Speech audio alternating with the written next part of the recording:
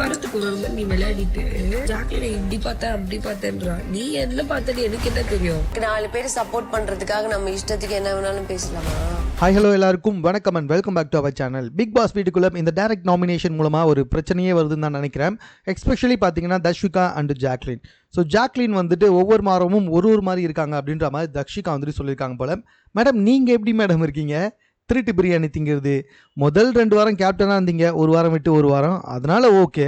அதுக்கப்புறமா நீங்கள் என்ன பண்ணிட்டு இருந்தீங்க? கண்டென்ட்ன்ற பேரில் ஒரு கேவலமான லவ் ஸ்டோரி. அதுக்கப்புறமா பேசுறது எல்லாமே பின்னாடி போய் பேசுறது, இது வரைக்கும் டேரெக்டாக யார்கிட்டையுமே போய் மோதவே இல்லை. எதுலேயுமே உங்களோட பாயிண்ட் ஆஃப் வியூ சொல்லவே இல்லை. சும்மானா உள்ளே உட்காந்துக்கிட்டு இருக்கேன், நீ ஜாக்லினை சொல்கிற. சரி, அதுக்கப்புறம் பார்த்தீங்கன்னா பவித்ராவை பொறுத்த வரைக்கும் இந்த வீட்லேயே நம்ம மட்டும்தான் பர்ஃபெக்ட்டு அப்படின்னு ஒரு நினைப்பு இருக்கலாம். நம்ம பர்ஃபெக்ட்னு நினைக்கலாம், but nobody can perfect, nobody perfect. இதுதான் உண்மை. அதை புரிஞ்சுட்டு கேம் இல்லைனா நல்லாயிருக்கும். அது ஒரு காரணம் சொல்கிறாங்க பாரு, அது எனக்கு பிடிக்கல. இப்போ நீங்கள் மட்டும் முத்துக்கு ஒரு காரணம் சொன்னீங்களே, அது மட்டும் கரெக்டாக மேடம்?